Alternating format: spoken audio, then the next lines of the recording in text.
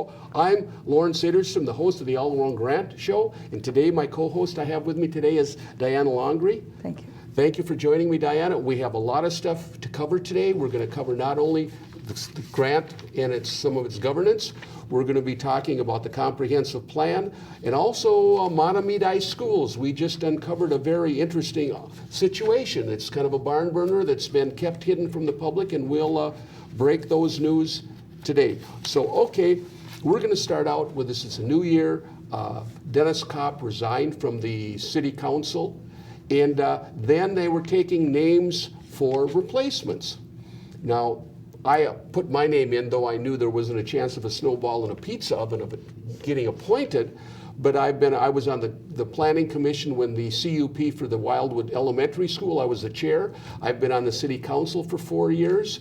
I oversaw the changes in the loophole for lots under 2.5 acres having unlimited ability to build an outbuilding. I also worked with the MPCA to shut down the hydrovac conundrum where a man dug a hole and started dumping 300 hydrovac trucks illegally. I worked with the Minnesota Pollution Control Agency to get that shut down. But they chose someone from the Planning Commission with little or no experience. So that's the first clip, and we'll talk on the other side.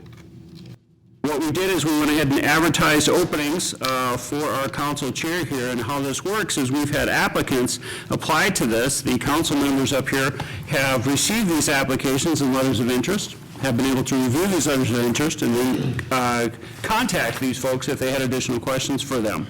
So I would assume that we are ready to appoint at this point. We have two applicants, Mr. Lauren Sederstrom and Mr. Jeff Schaefer, as I remember. Gentlemen, do we have anything to add? Jeff, John, Tom?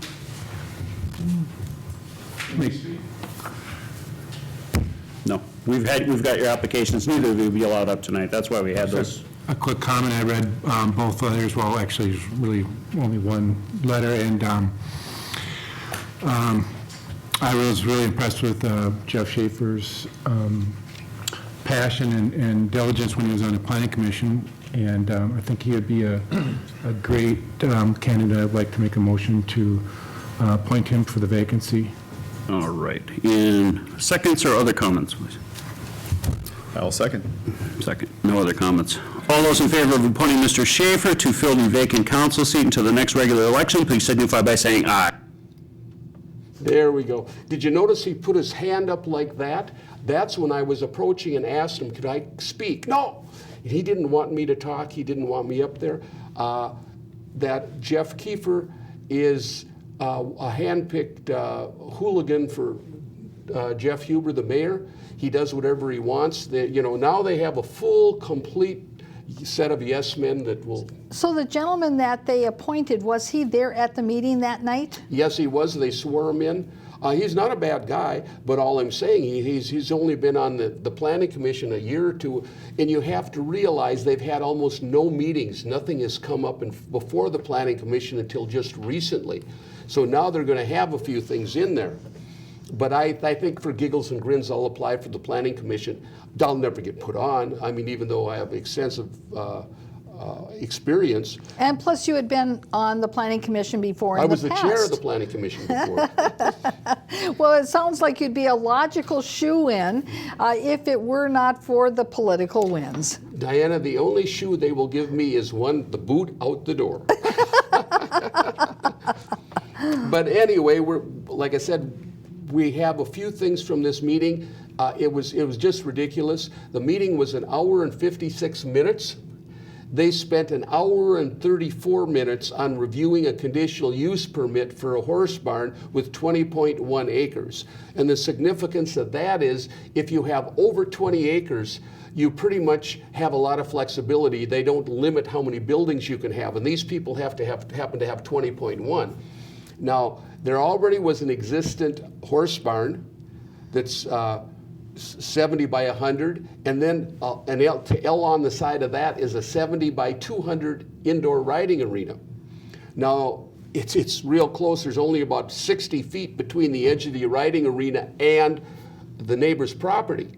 And it's kind of weird because the neighbor has 9 or 10 acres, and it's wrapped around their 20 acres is wrapped around like a capital T, like somebody shaved a lot off each side of the base. And it was an old dairy farm, and that's all that's left of it. And somebody built a horse barn a number of years ago, and so that's what they have. But they were going over that. But anyway, the next clip we have is the mayor is tooting his horn and talking about the year in review. And let's play that clip, and we shall talk on the other side. I have some very short comments here. The city of Grant has managed to maintain a very low tax level. We've done it by being very, very frugal. We have excellent staff. We pay our staff. We should pay our staff, but we're very frugal in other areas. Our services keep the city clean, we keep the city functioning, we pay for fire, we pay for police, we pay for, as I said, our excellent staff. But our motto has always been a home in the country, and we mean it. A home in the country is not something where perhaps we have traffic controls like in Minneapolis or St. Paul, or we have services like in Minneapolis or St. Paul. We are a home in the country, and this council believes that as far as I know, and I think we've been able to maintain that home in the country through both our tax levels and the decisions that are made at this table. I want to thank our staff for continuing to serve so admirably. I mean, you make this city run. Every day when we're at our other jobs or doing other things, you're dealing with the city's issues. You're helping our residents get through the issues that they need to live a better life in Grant, and we certainly appreciate everything that you do, all of you, as well as the contractors that aren't here. Just fantastic people, and we're so blessed to have them. So we're very happy about that. There's a former realtor blowing smoke and it's coming out her ears. You know, oh, we pay our staff well. You betcha they pay their staff well. We have a part-time clerk that gets $66,000 a year. And last year through that litigation, she got a $50,000 bonus. So, hey, that isn't too shabby for part-time work. Hey, I'll sign up. Though I'm sure they tell me I wasn't qualified. And I want to point out to our viewers that as our news program here progresses, to keep in mind what we just heard the mayor talk about, a home in the country. And he says that the home in the country is going to continue into the future. That's what he says. It's based upon the fact that they are frugal in how they do their taxation and their budgeting and their spending, and also in the decisions that they make up at the council table. Well, later in the meeting, one of the decisions that they make is actually contrary to preserving a home in the country. So while he says that here, his actions later in the meeting are in the exact opposite. And that's why it's so important, Mr. Cedarstrom, that you have this news program to point this out to people, because if they were just listening to the mayor, they would take him at face value and believe his words. Well, and yet you need to look at his actions to know if his words are indeed truthful. Well, there's an old saying, you know, actions speak louder than words. And we're going to get into it. But the next clip is about the roads. And we've talked about the roads before. And let me set this back up for people not familiar with it. Joliet is a main feeder road. And you go up a ways, and on the left-hand side is Justin Trail, what goes into 30 homes that they built on the old Victoria Station's horse barn site. You know, there's still 60 acres there, but they put about 30 homes. Then you go a little bit further, about a half a block, and there's roads to the right and left, and that is Woodland Acres with 70 homes. Now, this last year, they were going to redo all the roads, and last March, if anyone watched the last March show, how they made 9 changes in the road policy, and they addressed it in 1 minute and 11 seconds, and it was very obscure the way they worded it. And we had a whole show on that, saying how sneaky they were. Well, what they basically did is said the city can pay for some asphalt, and that you can bundle projects and charge them together. Well, what happened was they were going to rebuild Joliet completely, which is a very expensive process. You know, it probably has 4 or 5 inches of asphalt now because it's been patched and repatched. And then they were going to average that with just a thin layer of asphalt covering for the 70 people in Woodland Acres and the 30 people in Justin Trail. And then they were going to average it out and charge everybody the same.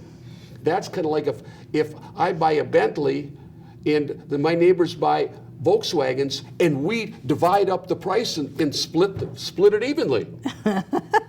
So that reconstruction would have cost close to $800,000, and the capping of just the overlay probably would have run $400,000. Well, that's what it come with originally, was $1.2 million. When our gold digging Brad Restock got done with it, it was up to $2.2 million plus his 20% on top of it. So it would have, you know, so then there was such a conundrum when they tried to hide the numbers that they were so enraged. Woodland Acres got out of it. Most of Victoria Station got out of it. Of course, then they weren't going to do Joliet because the mayor and deputy mayor didn't want to pay anything. So what they rammed through is what you'll see on this next clip, and I'll explain a little more on the other side. The city council held a public information meeting and had ordered the improvement projects for Janelle Court North, Justin Trail North, and Glenmuth Avenue North. And so, again, we're at the next step where we're looking to get council's authorization to go out for bids. And at the, it would be the March meeting, we would come back with those bids and determine whether or not we would want to award a contract at that time. So this is just to go out for bids, get pricing for the road improvements, and then we'll bring back bids at the March meeting. Well, to put that in perspective, Justin Trail is a windy little road that goes at a 45-degree angle up to Joliet, right at the edge of Woodland Acres. So what they're doing is providing another access, though it's not very expedient because you go around and you wiggle around and you come into Joliet. Whereas the people going to Woodland Acres, the 70-plus people, they would just normally go down Highway 96, take a left on Joliet and go straight to the roads. Well, now, and so the only roads they're doing are 3 of them. Justin Trail, then there's a little circle off there that they're doing, and then they're going to do one road on the extreme northwest corner of Grant.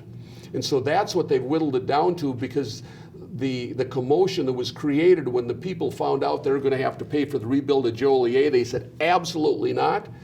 And of course, what they do with the road policy in Grant is such that if you want your road fixed, if it's 10 people on the road, they come up with the price tag and divide it by 10.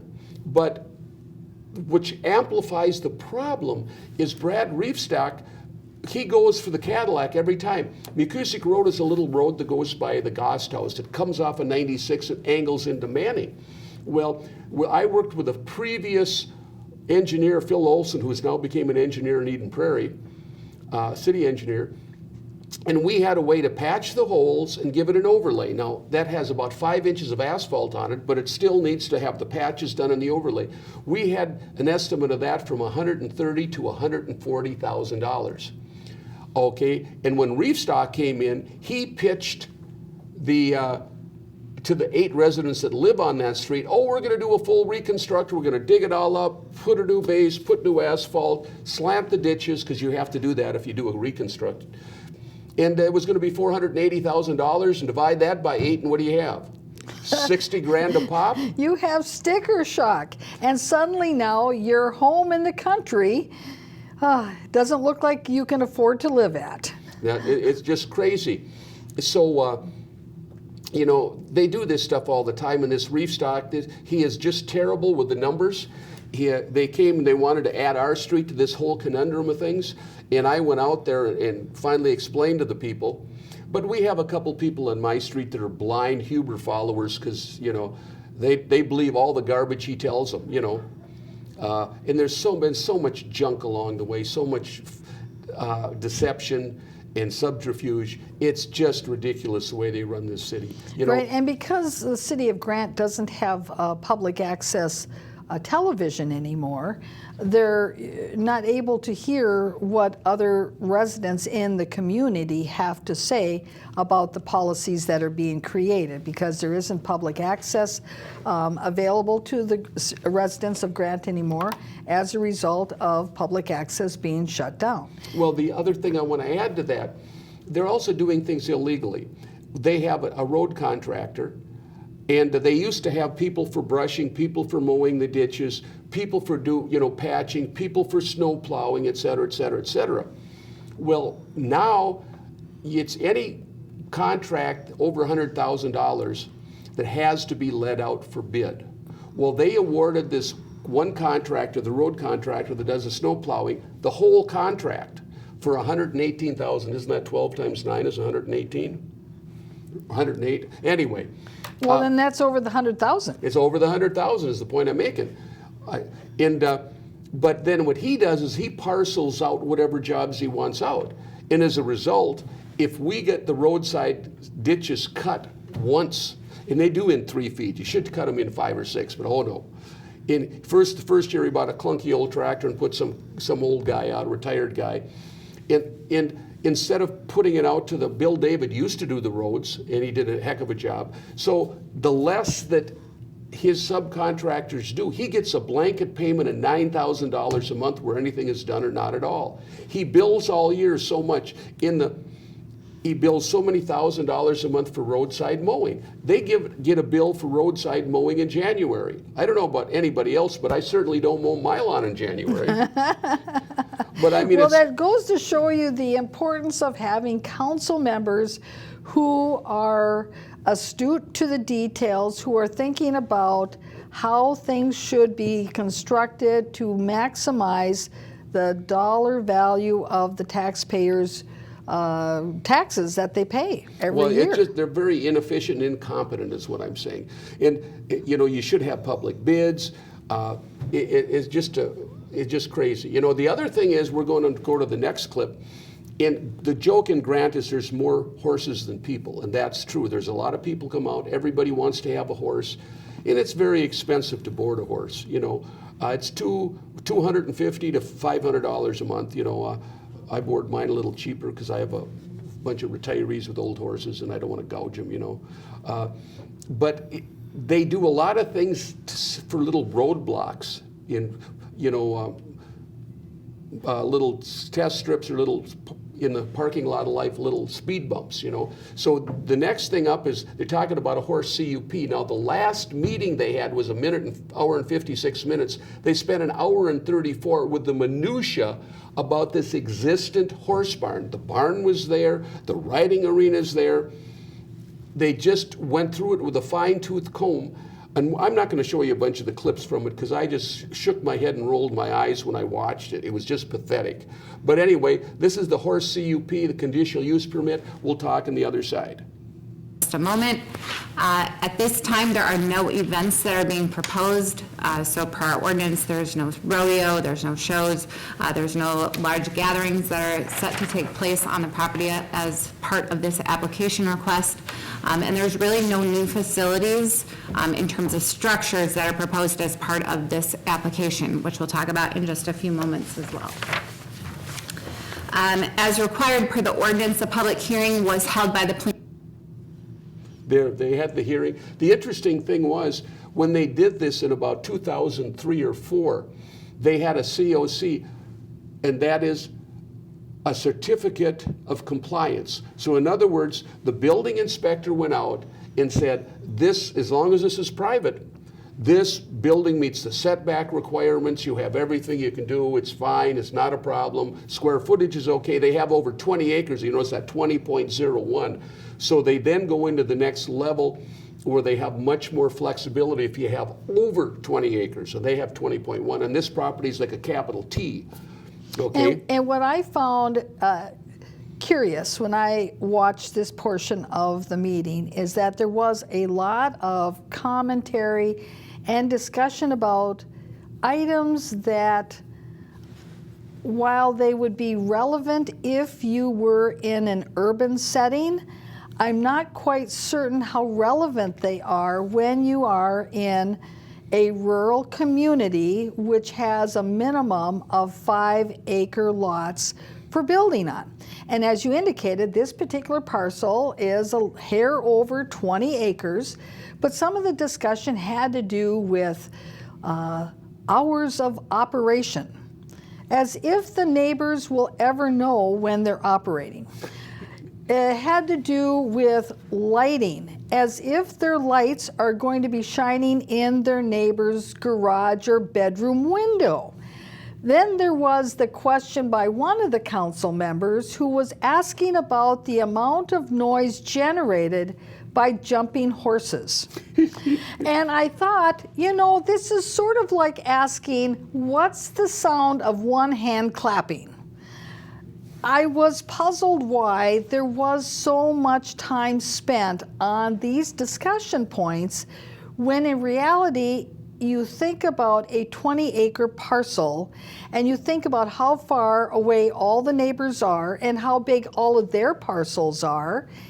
Are you going to hear a horse jumping? And why would you be asking that question about how much noise does a jumping horse make? That means to me that this council person has no understanding either of horses, of the rural community he lives in, or that he's just killing time and they're putting this owner on the spot just because they can. Well, Diana, you think education is expensive? Try ignorance. And that's exactly what they're doing. Now, this barn has been there for 15, 16 years, okay? The house that's behind it, okay, like I said, this was a 40 they carved out, okay? And so the one house on the north of it is probably 800 feet north of the barn. The other one is in the southwest corner, and they probably can't see the barn because there's a house there. And they were grousing about, they have several windows they put in the back of the barn for light to let the light in, because it's important that the horses can see where they're jumping. And if the guy had a brain in his head, he'd realize, if you'd ever been in an indoor riding arena like mine, they take and put a lot of loose sand so the horses have something soft to land on. And you jump up and down on the beach, how much sound does it make? I mean, maybe all these horses that are jumping, maybe they all have like big cowbells around their neck. So every time that they jump, there's a big ring of a cowbell. Or else they could flagellate every time they jump and make a large sound. Who knows? But then they went extensively over the lighting plan and how many luminance and how many feet out. And can you plant something there for a barrier? And the woman was trying to say, well, in the summer when it's hot, we work at night. And they said, no, we have stringent guidelines. Well, they wouldn't know if the horses were jumping at night to begin with, because it's inside a building, it's never outside. Then they went on about they wanted automatic blinds on the windows on the north side, so any light shining inside could not shine outside. And they went extensively. Then they talked about 3M products that were automatically reduce the light. Oh, they just went on and on and on. And this is, we're not considering this a commercial operation because you can't have this, you can't have that. And the woman wants to board, was it 5 or 6 horses? And she can have up to 10 or 15, I guess is what she's And doing. then there was the moment in the meeting where then they were reprimanding her, at least that's the way it looked to me, reprimanding her that if she put her stall so close to such and such that it would be a violation of the CUP, and that would be a terrible thing. And I'm thinking, oh my goodness gravy. Oh yeah, they used to have stalls in the indoor riding arena. Someone else, they had a couple of them. I suppose that way they could put the horse in the stall while someone else is jumping. It wouldn't be a problem. But they just were really very strict about that, and they just grilled the poor woman. She was there, like I said, over an hour and a half, and just telling her what she could do, and I could tell from the answers in knowing horses like I have. I mean, I've been in the business about 20 years, This was a concerned, intelligent woman. She knew what she was doing. She runs a Class A operation.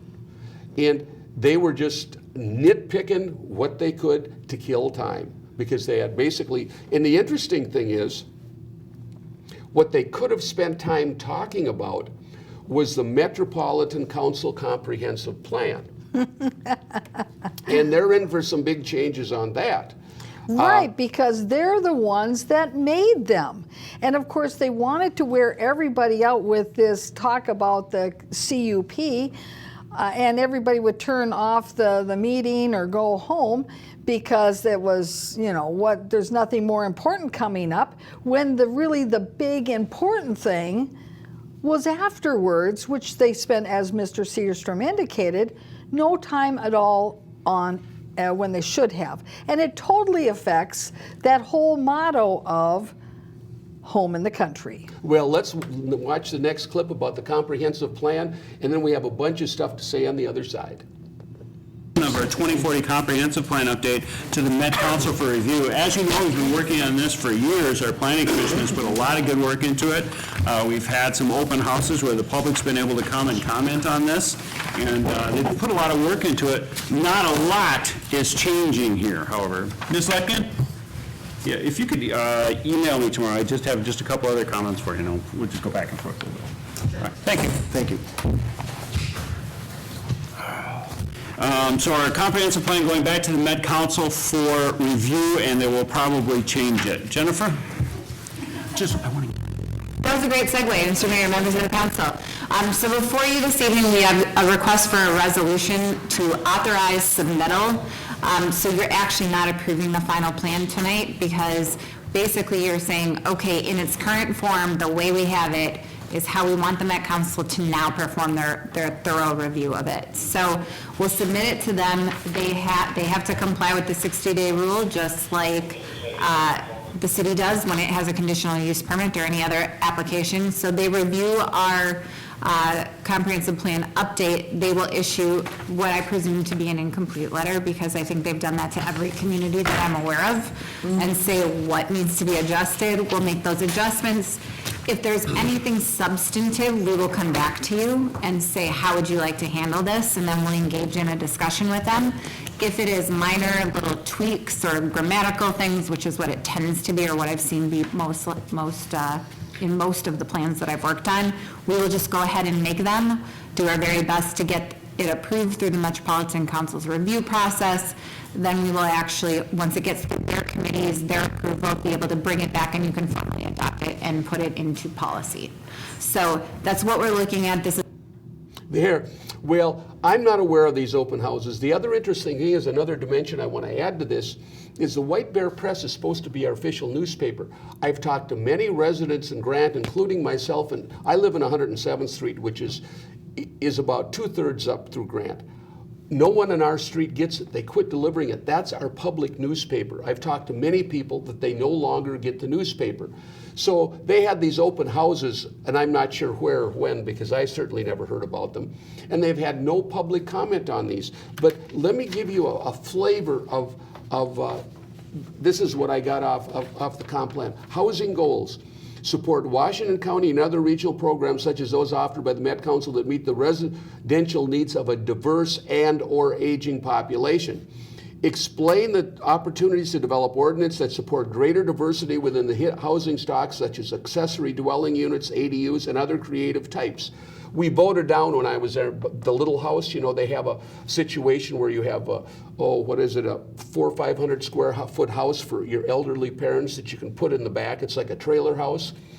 Now, Smaller than that, about 1/3 of the size of a trailer house. okay, it's very small, but it's a complete, and they voted that down because there's many residents where in Grant, it's aging out there. The average age has got to be 60 or 70 years old. There's a lot of older people out there. And the kids could come in, live in the house, and put grandma and grandpa in this little unit in the back where they still have their autonomy, but they voted that down. So that's part of it. So instead, of course, they're voting for having the construction allowed of affordable housing and multifamily housing, we're correct? coming to this. Let me continue. It says, work with the city's aging residents to learn what they intend to stay in the community, and if so, explore what type of housings might demand and where. In addition to specific land use planning direction, provides the following guidance. Promote housing options for people of all stages and all economic means, viable choice for safe, affordable homes. Promote a balanced housing supply mix of affordability to ensure long-term community vitality. identify, analyze local markets and affordable units, both publicly subsidized and naturally occurring to inform. Okay, so So the question then is, that would mean that ultimately the requirement for having 5-acre minimums per unit would have to change. oh, absolutely. Because how could you have an affordable housing complex of 50 apartment units constructed with a 5-acre minimum? Well, it wouldn't work. The other thing that's interesting, that this is a back burner thing, and we've alluded to this, maybe perhaps mentioned before, Victoria Station was developed. And to maintain the 10-acre average, the original farm with the 2 houses and buildings, which by the way used to be the home site of Sanitary Farm Dairies, which started in 1958 and went through 1960. They actually had a bottling plant on site. This was very avant-garde back then. But anyway, so when they developed that land, they said, okay, you can have all these 3, 4, and 5-acre lots, but you have to meet the 10-acre average. So therefore, the 60-acre. Oh, you mean the 5-acre? Well, there's got to be, in Grant, you can have a minimum of a 5-acre lot, but they have to maintain a 10-acre average. Oh, I see. I got it. So Yes. if you have 20 acres, or 20 acres, you can have a 15-acre site and a 5-acre site, I but you're got it. still maintaining the 10 acres. Yes. So they have the 60 acres they can't do anything with. Now, a few years ago, a guy came in and wanted to build an additional house, and they said, absolutely not. This is the case. You can't do anything. Well, the Victoria Station has since been sold. Supposedly, it's been bought by an LLC by 2 little old people in New Brighton or Shoreview that won't answer. They're not going to board horses anymore. They tore down the stalls where they kept the horses. They had about 30 box stalls. And I was just talking to one of my cohorts yesterday, and there were people out there drawing and measuring on the site. Well, we'd heard the rumor several years ago that they wanted to take the 60-acre site and build senior citizen townhouses. Now, the problem with that is there's no water and sewer anywhere near there. I mean, you're talking 5 miles away is the closest sewer. And to build a sewer mound to accommodate a series of townhouses, it would be a huge, huge mound system. I mean, it would have to be 3 to 5 acres, at least 5 acres. Not only that, it goes completely against our comprehensive plan that we do not have, Your current comprehensive plan. Current comprehensive plan, Yes, I'm stand yes. corrected. They used to have planned unit developments like Indian Hills, for example. And Indian Hills is a golf course. And it's a couple of 200 and some acres. And they put little lots around it, but part of your lot that you can't use is considered part of the golf course. So, about 20 or 25 years ago, they said, no planned unit developments, we're done with that, we're not going to allow any more. We do have some low-income housing in the city of Grant. It's right off Highway 12. There is a trailer park, and that provides some low-income housing within the city of Grant. Considering there's only 4,000 people there, it isn't exactly like... In the whole city of In Grant. the whole city of Grant. Right. It isn't exactly like it's a burning issue. And so that was really kind of interesting. And you know what occurred to me, Mr. Seerstrom, in bringing up this issue, because you have this new comprehensive plan that has been drafted, primarily at the direction of the council, which is, giving the direction to the Planning Commission, and all of this is coming from not the residents of Grant. And we've never had hearings. There should have been a hearing at the city council level to discuss what they're doing. They're hiding this as best they can. So And that brings me to my point, is that they've had a number of changes on the council. Certainly, the election to the individuals who then were elected to the council, well, gee whiz, were from the Planning Commission, the one that was now just appointed from the Planning Commission. And so my point being is that those individuals who are now on the council all came from the body that was supposedly doing all this glorious work on the new comprehensive plan. And who's going to be now approving the comprehensive plan for submission to the Met Council? Oh, the very people who created it are also going to be approving it. So you see, Mr. Cedarstrom, that's part of the reason why you couldn't have been appointed, because you would have been actually a voice from the community who would have questioned this comprehensive plan that's been modified from the original, and that's going to be approved and submitted to the Met Council for approval. I was at a workshop a couple of years ago when I was still on the Planning Commission, explaining to them how to keep Met Council out. If they made sure that the borders of the city had 10-acre minimums and large parcels, so they weren't dividable, they would have a difficulty. Okay, that was, 3-4 years ago. But in terms of developing the comprehensive plan, most of the work was done by the planner, and a little bit of work was done with our administrator. And previously, the City of Grant Comprehensive Plan also had a provision or a mission within it that part of the reason of keeping the rural nature to the City of Grant was this idea that by having a rural community, that you can have local growing of crops, local growing of farm stock, and that there's a value to having that within this type of metropolitan area, and that was something worth preserving. And that actually was approved by the Metropolitan Council as an important value for the City of Grant. And that was part of also how the City of Grant was able to preserve their home in the country, is because there was a purpose for their home in the country, not just because, okay, we can have a home in the country with a bunch of acres per house and not have to live in an urban area, but because there's a value to those larger acreages, so you can have farming, so you can have agriculture, and that there's a purpose to having that in a metropolitan area. Well, one of the things that people have done, first of all, a lot of people from North Oaks are moving to Grant. But one of the things is developing citizenship. People don't want their kids hanging around Maplewood Mall, because that, especially on Saturday nights, that's not a very wholesome place. There's a lot of unsavory characters there. But the thing is, when people come out to Grant, then the kids can have a bunny or chickens, get into 4-H, and they learn the cycle of life and death.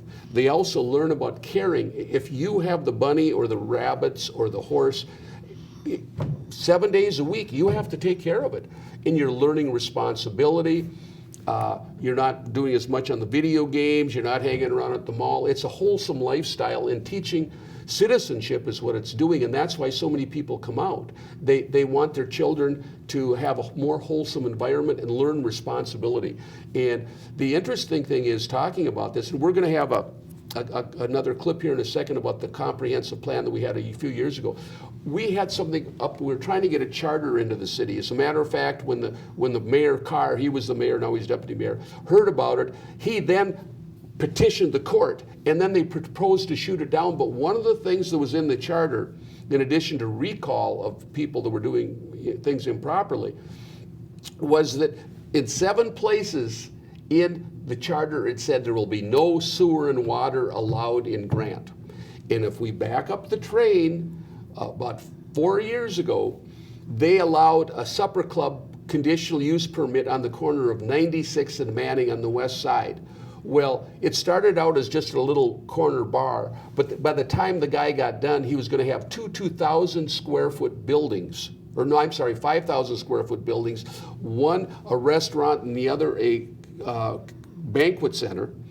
And do you know how big of a sewer system they'd have to have for that? Well, gee whiz, then he could have opted to go right across the road and hook up to sewer and water from the Stillwater side, and that would have brought sewer and water into Grant. What saved us on that, the man went into sold his bar, and Stillwater went into the Small Business Administration, was getting a loan. One of the things they required was a physical. He went in, they found out that he had a brain tumor, and they turned him down. So the land is still vacant, but the CUP is still out there. And That's one of the dangers. The other thing, the Met Council said there's not supposed to be hopscotch development, which is what they've done. In the northwest corner, they let a wedding barn go in. They're having hopscotch development, so they're waving the red flag, and the bull is the Met Council. So, and now they're adding to this with the words they're putting in there. But we're going to go back a little bit when I was still on the council, and let's play this next clip, and we'll discuss. So the this other is from your archives. This is from my archives. Yes. I would ask our city administrator to please publish in a newspaper, city website, the formation of a citizen committee to start help drafting our comprehensive plan along with our city planner, city attorney, and city engineer. Although staff is probably directed to do it, and I think in the past we have always allowed our citizens to participate in the formation and review of a draft plan for a comprehensive plan. It has to be done by the end of the year. So I'd simply ask our city clerk to please post a notice of those citizens concerned enough to sit in on a committee and work to review it along with our city staff, be allowed to. Okay. Tom, go ahead. They shot that down, obviously. But so you see what they're doing. It's kind of like the Wizard of Oz. We don't know what's behind the curtain. Kind of like when they brought the censure charges against Larry Ledoux. It wasn't on the agenda. All of a sudden, within several minutes of the thing, there is a censure thing there. Who had time to? It was never voted on. All of a sudden, it just appeared. And we've had a lawsuit violation of open meeting law. That's going on appeal because, in fact, we have one of the things actually stuck. So we're gonna. I'll update you on that too. But now, okay, we're going to shift gears, and we're going to talk about schools. And this is a little bit complicated. So I'm going to have to do a bit of reading and whatnot, but we're going to, you see, let me back up a little further. Half of the west half, or 2/3 of Grant, is in the Mahtomedi School District. And we've talked about this before, so bear with me for those of you who have heard this before. Mahtomedi has had approximately 2,000 students. They decided the right size, quote unquote, as a school is 3,200 students, so they developed open enrollment. Well, the problem with that is the state gives approximately $1,200 per student to educate children. The rest of the money has to be brought in through local levy. Well, they have to levy about $700 to make it fly in Mahtomedi, because those open enrollment students, when they come in, they only bring the $1,200 in. They don't bring any extra levy money with them. Well, as a result, the school district is running short, so they have to increase their local levy to subsidize the extra 1,200 students that are coming in. And that's a problem. They also are in a financial crisis. We talked about this one or two shows again, about how they're supposed to have an $800,000 surplus, or not surplus, but money in a reserve. And it's $200,000. Standard & Poor's have rated their bonds, derated them down to a C or a D. Oh my gosh. So, And they just went through a big bonding referendum a few years ago. well, the other thing is Oh, Chuck gee. Uyghur, the snake that he is, in my opinion, he said he passed something in the Senate. He's the head of the Education Finance. And that's the Minnesota State Senate. State Senate, where schools don't have to go to the public for repairs. They spend over, I think it was $8 million repairing the parking lots in 4 and 5 schools in Grant.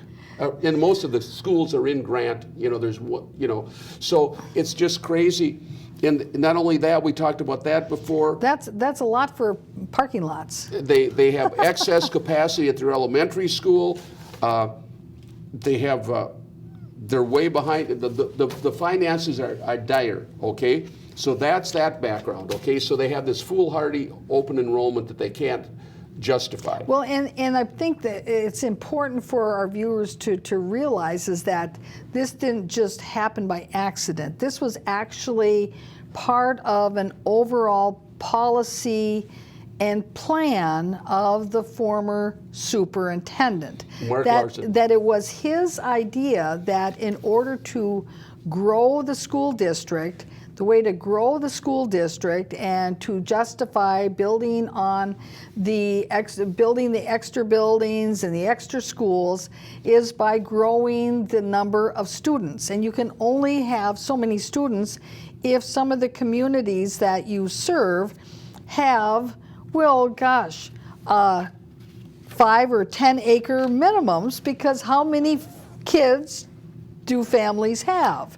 So you see, how do you grow your student population when you don't really have the number of students increasing in your community? Well, you increase by having more students from other neighboring districts come to your district, and so that's why they were really promoting it. And wasn't it at one time that they had 35% open enrollment, that 35%? 33%. 33% of the students in the Mahtomedi School District were from outside of the district. And so when you're looking at that difference between the dollars, as you indicated, that each of those children bring with them financially From the state. as a marker, yes, from the state, and that difference that the residents of that district then have to make up, well, you can see how this is not a very sustainable plan for growth. Well, the other thing that's very unfair, because if you look at Stillwater students coming in, they'll probably have 800 kids in a class, for, say, grade 12.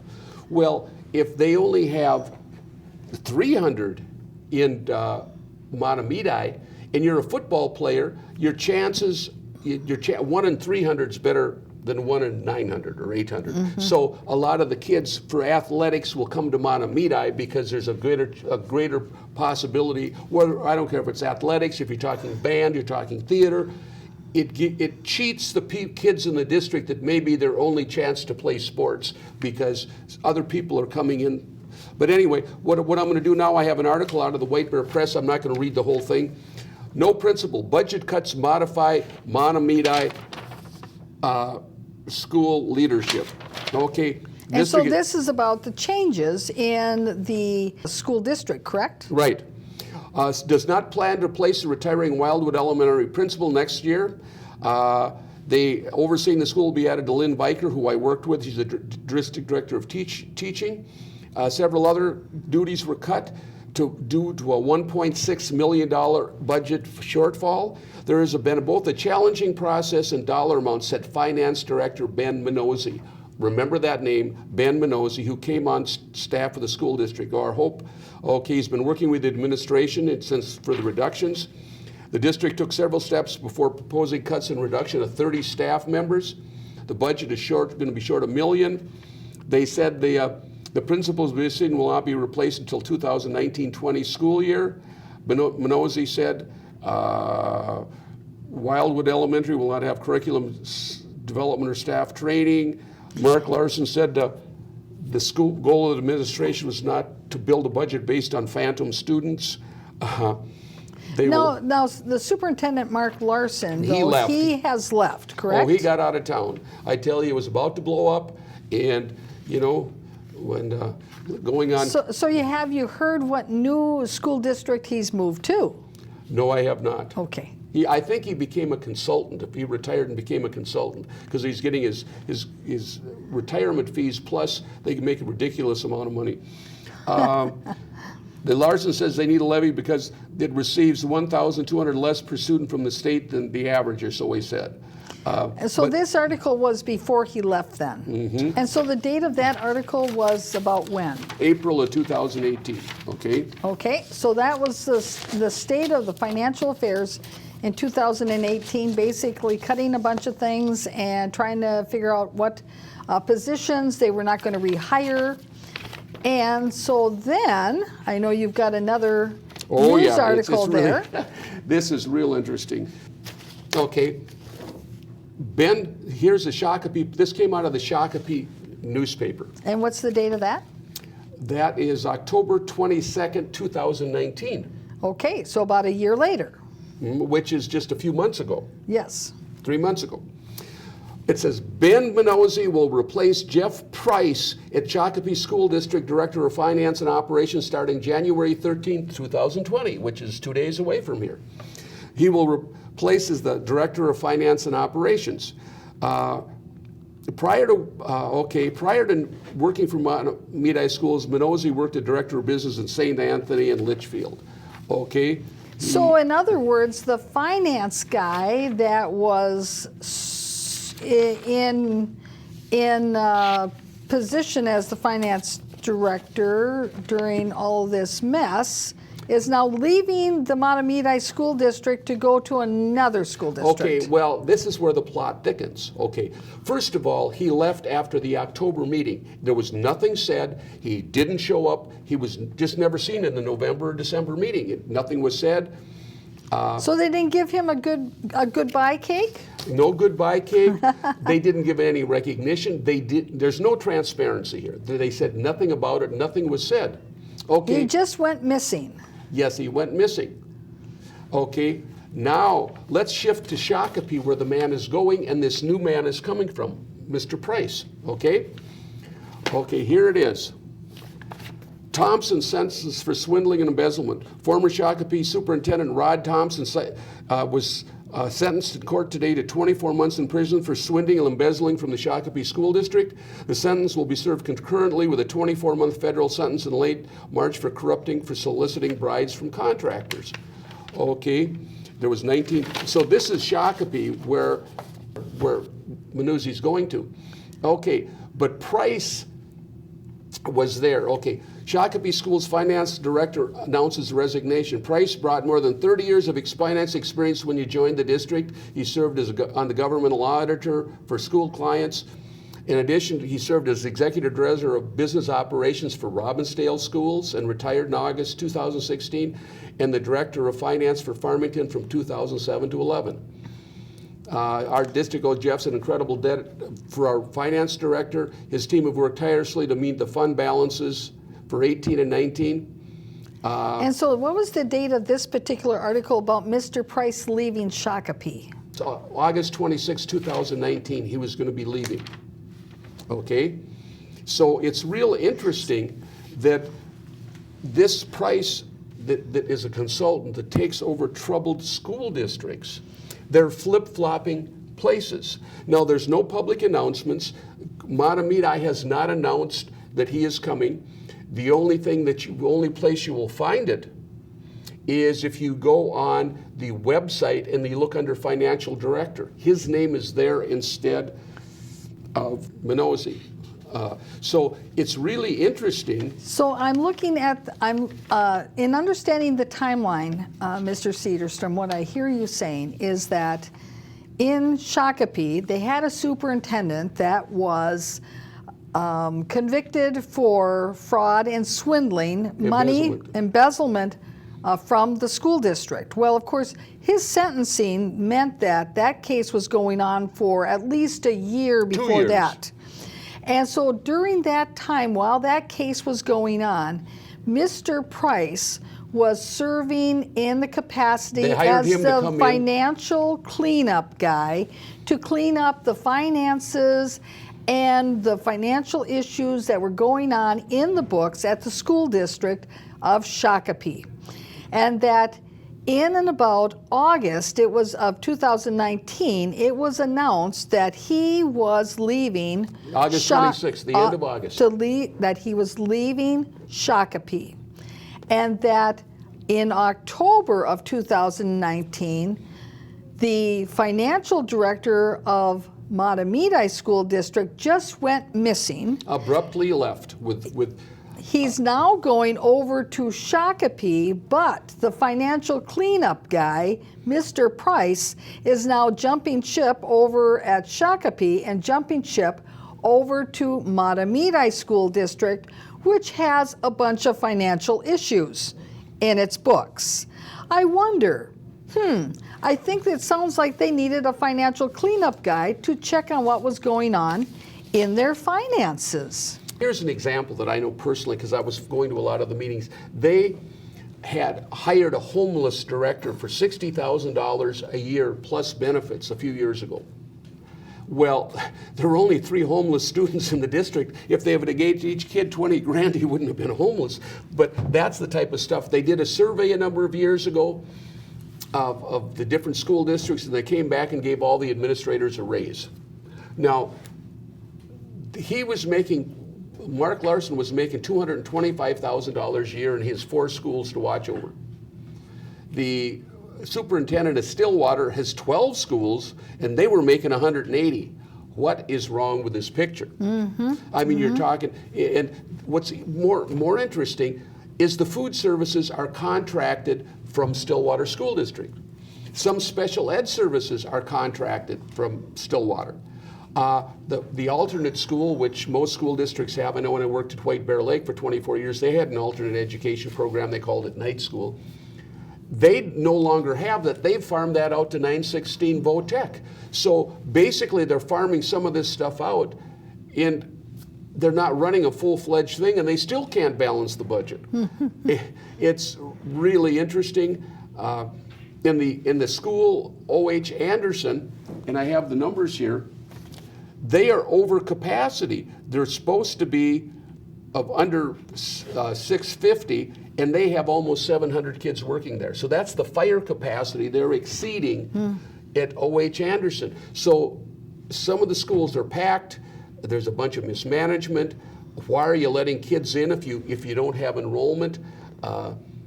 So in other words, they have really expanded the open enrollment beyond what actually the capacity is of the schools they have. Well, they also have an acquaintance of mine that's done extensive research on this, and they do have phantom students.